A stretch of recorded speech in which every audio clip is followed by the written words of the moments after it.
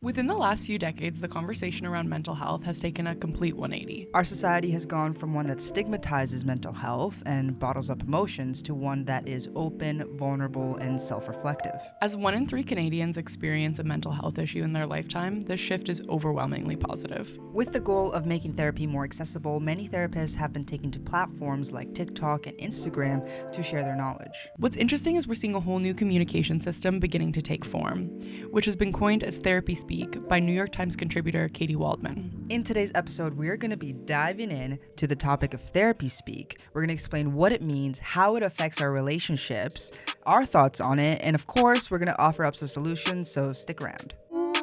What's going on, everybody? Welcome back to the Queer Collective podcast. I'm your host, Carbon. And I'm Emily. And welcome to the show. It's just the two of us today. Just the two of us. So with therapy content being packaged up into consumable 60-second reels and infographics, we are being taught to look out for things like gaslighting, narcissism, trauma dumping perhaps, and a whole lot more. These are all important and healthy things, of course, but what happens when many of us take these and apply them perhaps out of context? Probably a lot of negative stuff can happen, yeah. Yeah, and that's what we're going to talk about. Okay. This episode has been inspired by an article that we read that we really enjoyed and connected to. It was by Meg Walters of Refinery29. The article is titled, "Is Therapy Speak Ruining Our Relationships?" Perhaps. Would recommend reading it, but we're also going to really dive into it today. So we felt like this article really encapsulated some of our recent negative experiences in relationships. In IRL, for sure. Especially over the past few years, this is definitely something that's growing in popularity. So we thought it would be a really good topic to dive into today and, of course, overshare. That's what I love to do. The first thing I would love to do is really define therapy speak, because it's not a word that we typically hear, but I think a lot of us can probably infer what we're talking about right now. So I wore my finest vest today to look very professional and like I know what I'm talking about. So Just no shirt underneath, though. You look like a baby. Oh, A well. sexy baby. Oh. Those two can't exist at the same time. Yeah. So therapy speak, defined, refers to the specialized language, terms, and phrases that are commonly used within therapeutic settings, primarily in the context of psychotherapy or counseling. It is a distinct style of communication that often develops as a result of therapeutic training, theories, and practices. So you're going to school to get these words, okay? What is academia? You go get the words. Therapy speak is designed to facilitate effective communication between therapists and clients, providing a shared framework for understanding and addressing psychological issues. It serves as a shorthand for complex psychological concepts and therapeutic techniques, allowing therapists to convey their ideas and insights concisely. So it's meant for therapists mainly. And I mean, Licensed professionals. Licensed professionals are the ones who know a lot about these words, but they're definitely sharing them on the internet. They're sharing them in counseling settings, you know, it connected to their own life. For context, some common examples, which I'm sure we've all heard, of therapy speak include terms like setting boundaries, processing emotions, inner child work, self-care. All things I like. Yeah, it's all good like things. These things. These are things that can definitely be helpful in 100%. in your own life, in your own therapy sessions, even in your own like personal reflective time, but they can be taken out of context and misunderstood. Yeah. And I think that's kind of when therapy speak meets the fast-paced social internet. Social internet? Social internet. Social media. Okay. I mean, you're not wrong. It is on the internet. Yeah. And it's social. Word. Period. I'm right. Period. What's important to note is that therapy speak isn't something that's inherently negative. And that's not what we're trying to say here at all. We're both human beings that have gone to therapy, advocate for therapy, and use those tools consistently throughout our life. But we are also going to bring up instances where we have perpetuated.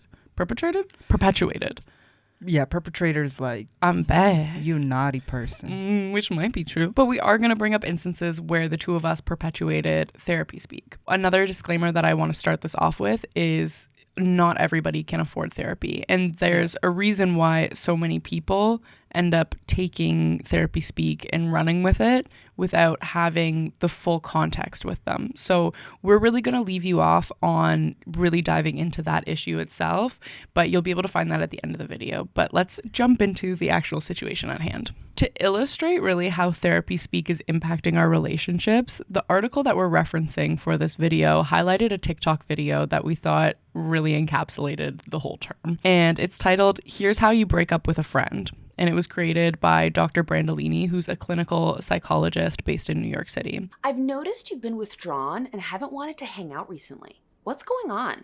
I've treasured our season of friendship, but we're moving in different directions in life. I don't have the capacity to invest in our friendship any longer. Is it something I did? This feels really sudden.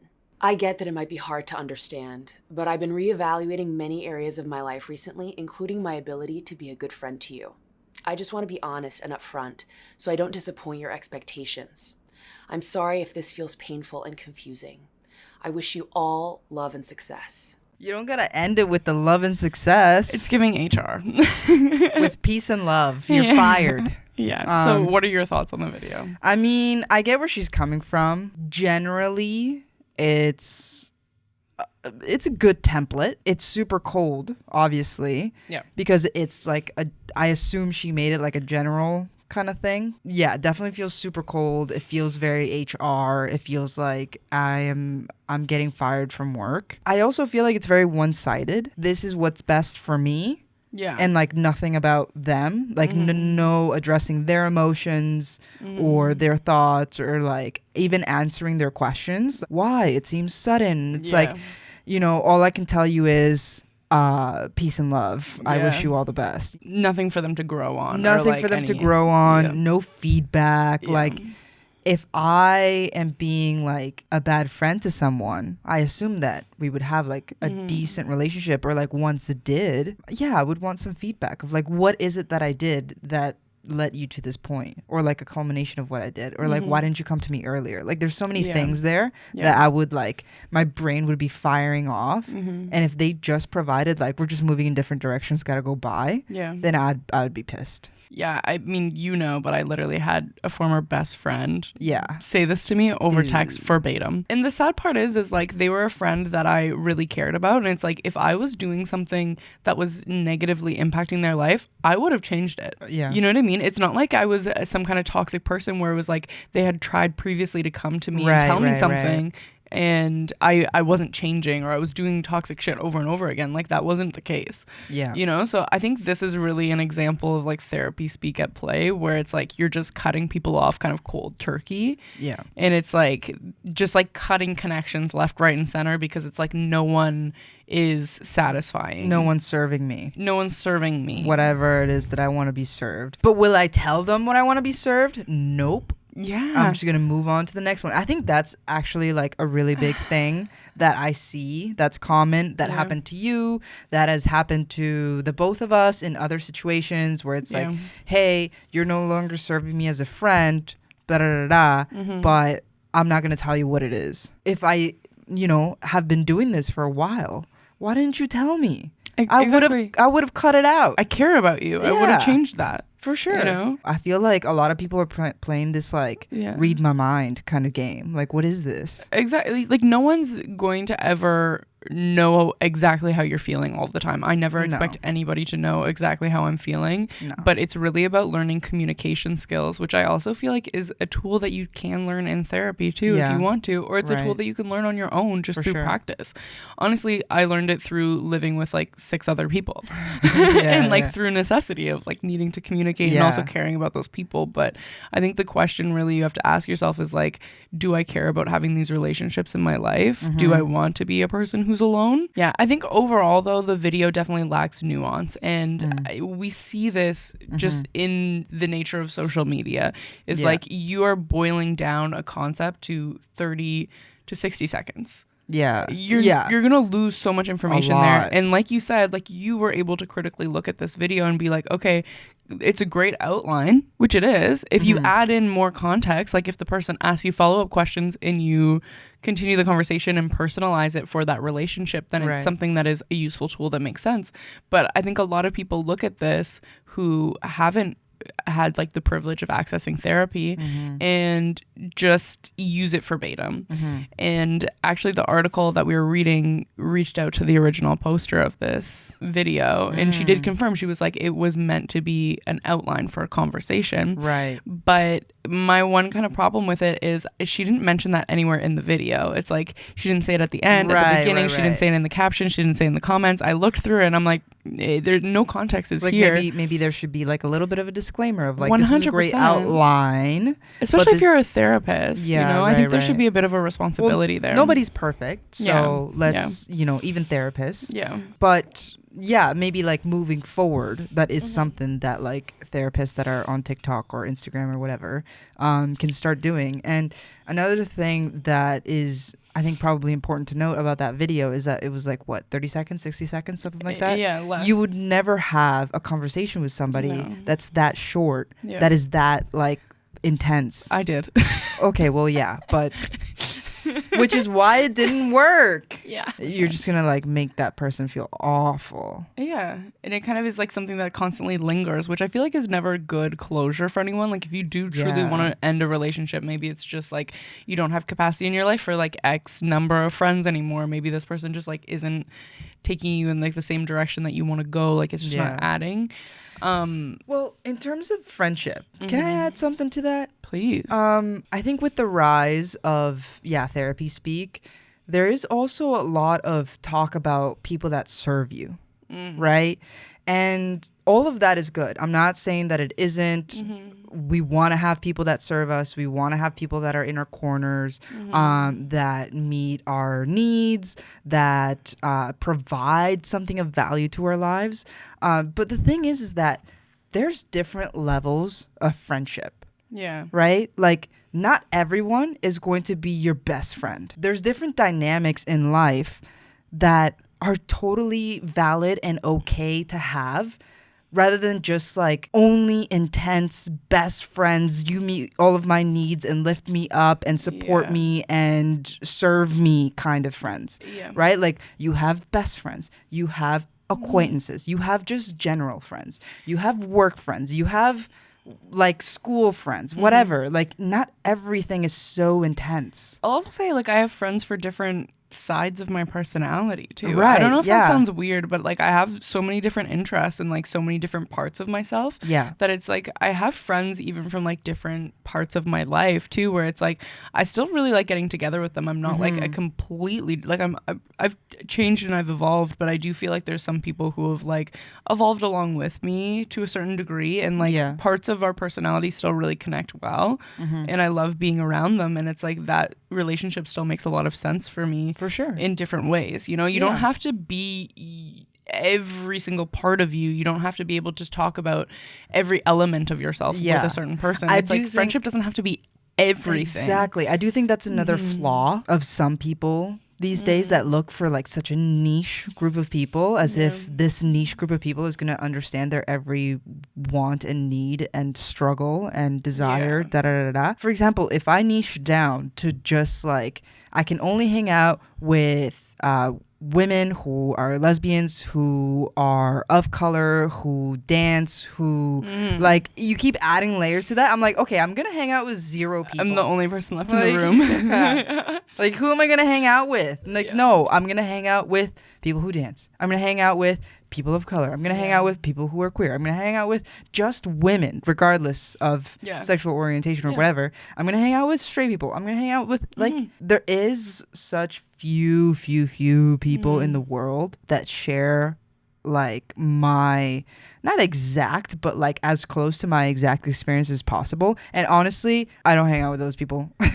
Like, it's just like sometimes you just don't get, like, personalities don't even get along regardless of the experience that you share. But I'll say, like, there's two sides to that coin. It's like, if you are lucky enough to find someone who shares your exact experience, it can be really nice and validating to talk about all of these different aspects that you've experienced. For sure. One. But then number two is like, it also makes life a little bit boring to only be hanging out with all of the same people. It's like, you do want to be expanding and finding new things. And like, I think so many people will tell you, just in terms of like networking speak too, I feel like this ties into like both therapy and networking speak, where it's like you want to be hanging out with expanders, you want to be hanging out with people who are living the life that you want to live. Like there's constantly that kind of rhetoric as well. And it's like, I think that's super valid, because you want people in your life who are going to be expanders for you. You want people who maybe can give you advice and those types like of pieces. Inspire you or motivate you. Totally. And that's things that we do take part in, but it doesn't mean that I leave my old friends. It's like, all right, you don't inspire me.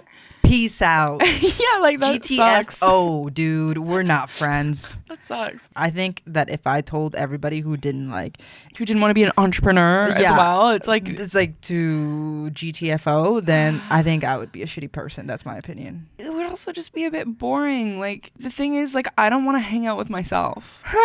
You know, like I do sometimes. I like hanging out alone sometimes, but like I don't always want to hang out with just me. It's like I'm gonna be stuck in this like feedback loop. You know what I'm saying? Where it's like you're constantly just having the same thoughts and like sending them back at each other, and it's like sometimes that can really keep you on the same level. Oh, for sure. So we've delved into a little bit of how therapy speak is infiltrating our personal relationships. Yeah. But I really want to dive into this in a deeper way. We're going really deep, going to the deep end now. We've been in the shallow end so far, but prepare yourself. Maybe put your floaties on. When used inappropriately or excessively, therapy speak can create barriers to authentic communication, potentially hindering true emotional connection and understanding between individuals, which is similar to what we've been talking about. It's like if you're not giving people chances to grow or evolve, it's like you're cutting relationships off just like before they could potentially bloom. Prematurely. Yeah, and it's really hindering your own communication skills. If you can't communicate your needs, how is anyone ever going to understand you? How are they going to meet them? That same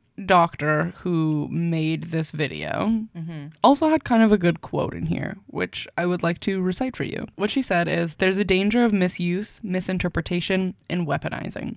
People can take these words and concepts out of context and use it to justify bad behavior. It can also feed into unhealthy self-centeredness." That's Dr. Brandolini. Sounds I like that last name. A nice pasta. I know. Yeah. With like good sauce. Oh, yeah.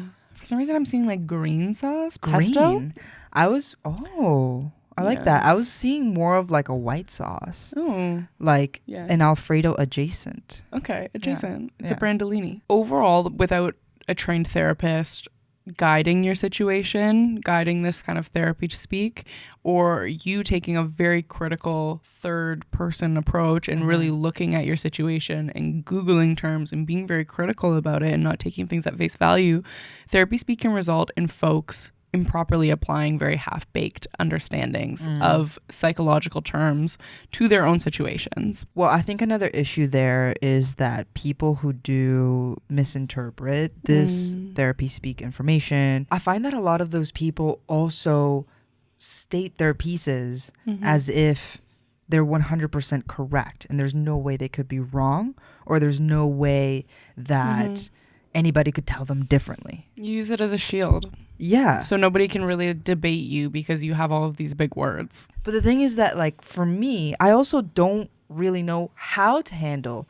a situation like that because there's such a big shield up that I feel like I can't even, like, attempt to peel back the layers. I can't even attempt to have like a proper genuine conversation with somebody because they have all of these like therapy speak walls up that I can't penetrate. Oh, sexy. Well, I'm wearing my sexy vest. It's good that you say it as like a wall because that's what it is. It's a shield. And I think we see it a lot too in TV shows like reality TV. You'll see a lot of people use therapy speak as well. The challenge with it is the more that we use it in improper situations, the more that these important words start to lose their actual meaning. Yeah. There's been so many times where I've heard the word like gaslighting. You're a little bit guilty of that for sure. Yeah, like I thought I knew what the word meant, but honestly, I just like saw a freaking infographic. Like I was guilty of it. And then you used it and you were like throwing it like a weapon. Yeah. And I'm like, oh, now I'm like somebody who's gaslighting someone. And then I feel awful. And I'm like, I don't even, honestly, when you said it, I'm like, I don't even fully know what it means means right now because it's not adding up to the situation. Yeah. So I'm like, okay, so I guess I have no idea what it means. Stuff like setting boundaries, stuff like self-care. There's so many times where people have used those words when communicating with me, and I'm like, just say that you don't want to go to the thing. Yeah. Like, what is Let's this? just be like, real here for it's 1 like, second. I just need to like take care of me. Da da da da. I'm like, dude, if you don't want to go, just say you don't want to go. Like Yeah. there are times where it's like, okay, I'm taking care of me. Yeah. This really big thing happened. Yeah, And honestly, I don't feel like I'm emotionally there to be able to go out Yeah. because this thing happened and now, whatever. I'm like, okay, cool. I can understand that. Things have happened to me, or even like without something happening, I have felt certain emotions where I'm like, I just don't really feel up to it. Yeah. Right? But to say like, I cannot go to this thing with you, or I cannot hang out with you because I'm setting boundaries, because I'm doing self-care, because whatever. And I'm like, why don't you just be honest? Yeah. Like, there's so many situations where it's used as like a cop-out. There's nothing wrong with like self-care, Or setting just being boundaries, like tired etc. and 30. Yeah, or just being tired and okay, well, hold No, on. you don't have to I'm be almost 30. 30. You can't just be throwing that out there. Any age, really. It just being tired. You know what I mean? Like, it's fine to just be tired and not be able to go. Or energetic and 30. So many people are using therapy speak to overprotect their boundaries, like you've been saying, to the point where I'm seeing a lot of people who are ending up kind of alone, and it's even turning into like a bit of a meme. Like, I've seen so many different reels of people where they're like on a Saturday night and they're saying that I'm alone on a Saturday night because you overprotect your boundaries, because Yeah. they have no more friends because they've shooed them all away, Right. protected their boundaries too much, said that they shouldn't be in their life too much. And I think overall, my problem with this is I worry about these people because I don't think loneliness is healthy for anybody. I agree. I do think that when overused, these kinds of like terms and actions even set boundaries so high that people literally have to like climb walls just to get to you, and sometimes that wall is just not worth the climb anymore, unfortunately. It's true. It is true. And like, it's sad, but it's true. It's like you have to meet people halfway. Friendship the is thing. a two-way street. okay, that is actually a point that I do want to kind of hammer down, is that Yeah, please it do. is a two-way street. When you see so many of these Instagram reels or TikToks, they're starting to kind of like romanticize this idea of setting boundaries, doing self-care and inner work, It's good things for sure, but when they do take it too far, it's to the point where now it's all like self-serving. Yeah. Only self-serving, Yeah. by the way. Which doesn't build community. It doesn't build community, and it doesn't build any relationships. If you have a romantic partner where you're just like, these are all of my needs and you have to meet all of these needs all of the time, Yeah. you're just not going to have a romantic partner.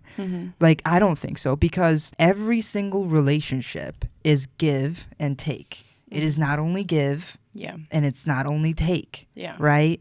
But a lot of people online that I'm seeing are looking to just take and take and take and Yeah. give a little bit, maybe, Yeah. if they feel like it. If it doesn't like If it's go right for them in outside the their moment. boundaries or like whatever. Yeah.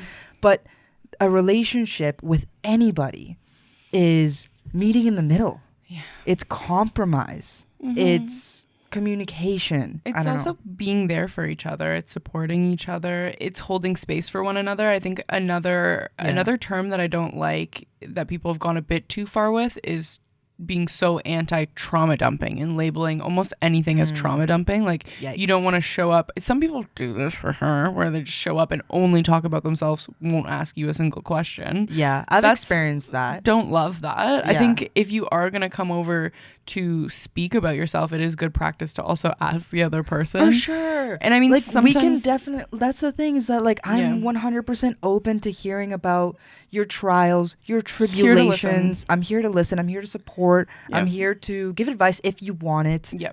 All of that. But remember that the other ask person is me. exactly the other person is a human who's feeling things as well. Is I think an I have important my own place to things remember. going on. It's not just you. Yeah. And I think like if we can be that for each other, that's a beautiful thing. And that's also community support. Like I don't like making it so negative of hearing how someone's dealing with a certain thing. It's like, yeah, if something is a really long ongoing issue, you should probably seek therapy and like someone who to long term to speak to this about. If you feel like you're constantly repeating the same issues to the same person, you need someone professional to help you out, you know? And it is unfortunate that not all of us can afford therapy. Yeah. And therapy can be, depending on who you go to, very expensive. Yeah. But there are more accessible options out there as well. I do want to point that out, that there's certain counseling services that do sliding scale based on your income. Yeah. And then it can be more affordable for you. There is also online services that are also a bit more affordable that could be an option to explore as well. 100%. Yeah. I would also say is like a lot of us, there's some people who are working with very tight budgets, and that's totally valid. But I think a lot of people don't want to invest in their own mental health. I agree. And will invest in other spaces, maybe like new clothes, something else. Totally. And they're two different situations. Being in an extremely tight budget situation, totally valid. Being in a situation where it's often my case as well, it's like, okay, my budget is tight. Yeah. But I am definitely prioritizing other things over seeing a therapist right now. I do feel like when you're in, especially a mental health crisis, it can be so hard to use what few extra dollars you have towards something that's going to like have a long-term betterment of your health. Yeah.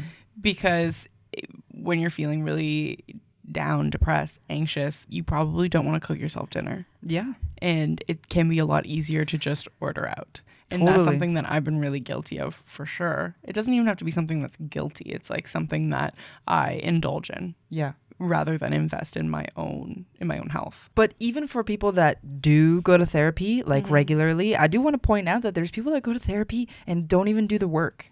Oh yeah. There's people that go literally weekly. They're spending this money, they're spending this time, and they just talk about their problems, but they don't actually like put in any work to better themselves or to get better or come to terms with something or find closure in something or have difficult conversations with the people in their lives that, you know, they're even going to therapy for to begin with. Yeah. So it is about like doing the work as well. 100%. And the way that I was able to access therapy was while I was in school, there was some resources. So it was a situation where I had to put in a lot of work for the betterment of my own health. I had to go put myself on a wait list, go for a screening thing, go wait like 9 months basically until I got to see somebody. And then I also in the meantime was trying to find any accessible, potentially free resources where I could go to like a group therapy session or a session where maybe it's like partially self-taught.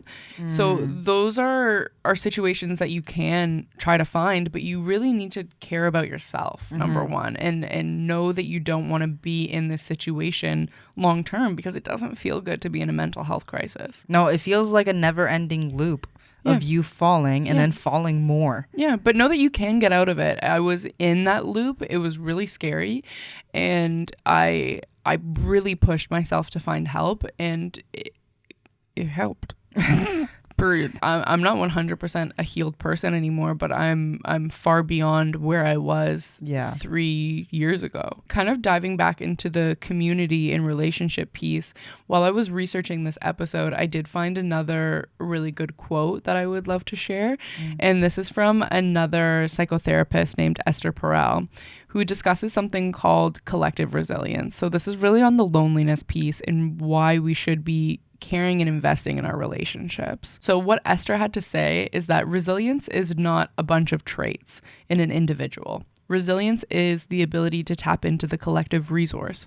If everybody goes at it alone, we'll be avoidant and depressed. If we create something together and understand how, we maintain hope. We will not have a mental health crisis. We'll have a world crisis with people who are coping.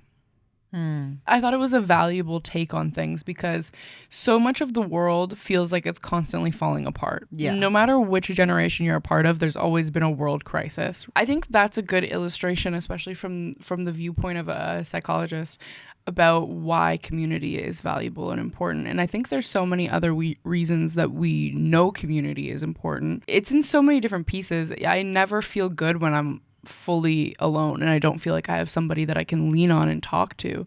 Right. But it can't be, like you were saying, a one-way street. You can't just constantly be leaning on somebody. Yeah. You also need to allow them to lean on you as well. Another kind of valuable point here is I feel like therapy speak can also be a tool used as like a barrier to protect yourself. We kind of brought this up a little bit before, but it's alleviating us of the thorniness and the complexity of real emotion. The interesting thing is, I think older generations do this, but in a different way. They're avoidant of their emotions. Yeah, that's true. They don't want to address them, and they'll just change the topic rather than use all this speak. But I do feel like therapy speak can also be used as a tool to avoid emotion again. It's just another method, but you're not really getting to the root of the issue. Today, there's so many people who are really hyper self-aware to the point where they will be able to express all these different labels, all these different words, all these different terms that maybe they relate to,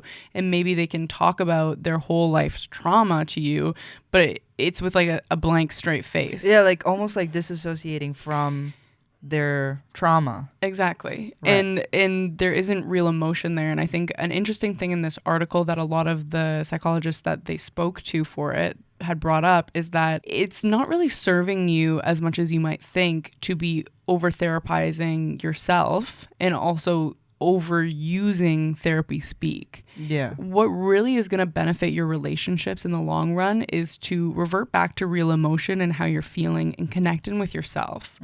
Even just for example of that conversation that we brought up in the beginning of that kind of format of how to end a relationship. I think the better way to go about things is actually expressing to somebody how they made you feel. Yeah. Just, you don't need to use all these fancy words. No. You just need to express your emotions of how you are feeling. Yeah. And that is healthy. That's communication. Absolutely. Sometimes you don't need to like over label, over contextualize something. Yeah. And you just need to like feel. What do you think is the solution to this?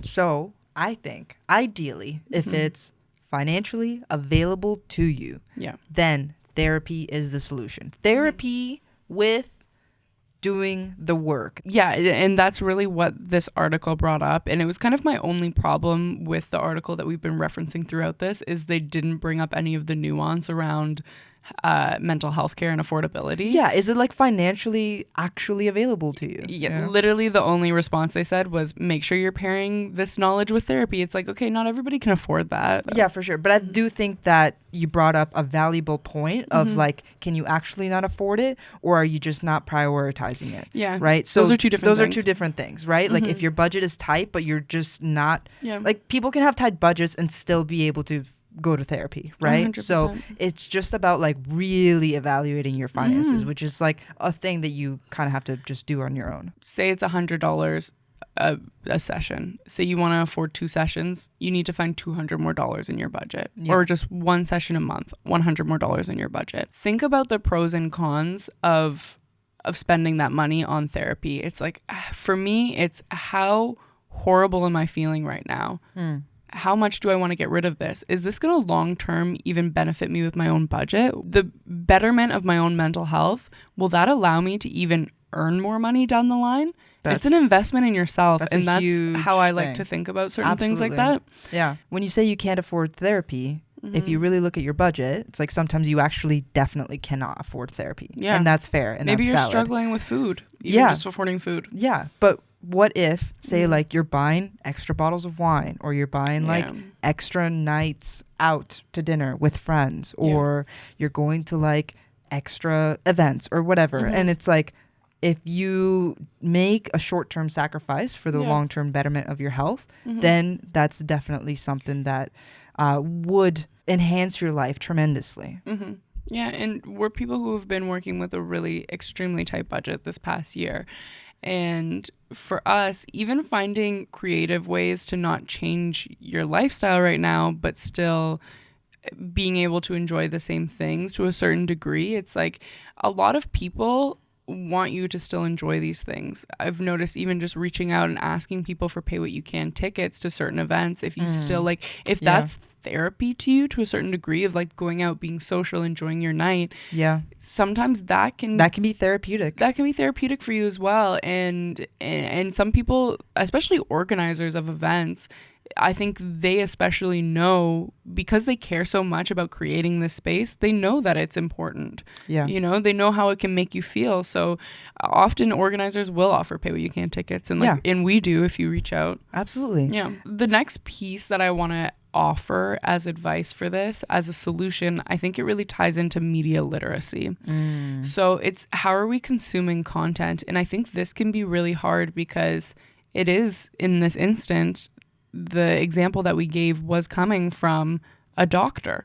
Yeah. So you think that that's somebody that you can trust, you can take their content at face value, which makes it even more tricky when you're trying to figure out what you can use here. Yeah. But I think the nuance that we need and we should take away from this conversation is that all of the things that these therapists are sharing with you is information that is very generalized. And your unique situation, it all offers differences. The best piece of advice is really to move away from extreme forms of therapy speak. Use them as tools. Learning is always a great thing. Just in general, in any topic that we explore, the more that you learn, the better you understand something, and the more you can contribute to this conversation. The more that we talk about a certain thing, the more that we talk about mental health issues, the better it is for us as a society. But the too far that we go down this route, it's clearly presenting challenges and negativities. For sure. I think really recognizing when we're using this language as a crutch rather than facing our own emotions is really valuable, and really taking that third person approach and assessing your situation, and maybe really looking into these definitions further before you start implementing them into your real life.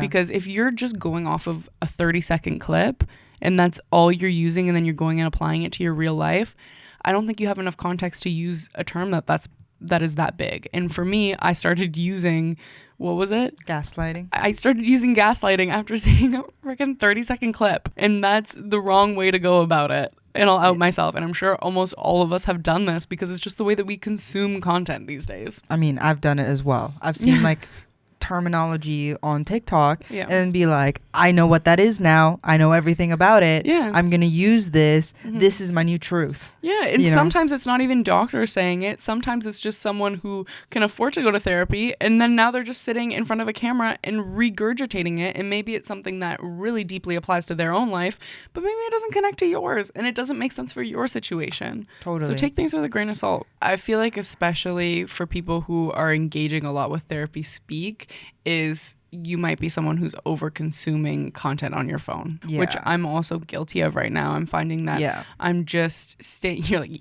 no, it's true. Sometimes you open up your phone and you're like, why did I open that? It's like a reactive move rather than like something that you actually thought about, and you're like, oh, I should look on my phone for this thing. No, sometimes you open it and you're like, I have no idea why I'm here. And I feel out of control, honestly. It's a bit concerning right now, and I think part of it really is have to do with TikTok and like the introduction of reels too, where it's like you're just constantly swiping and swiping and swiping, and there's constantly something new for you to look at, and it's just not healthy. No. It's really, I fell down a little bit of a rabbit hole the last couple of weeks, and I'm trying to get myself back into the gym, back into going outside, into not constantly checking my phone. And it's really challenging, especially because so much of the work that we do is related to social media.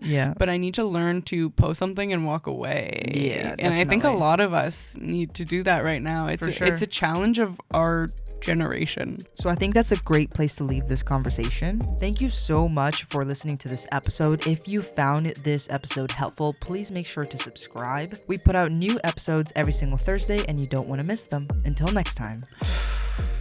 Peace.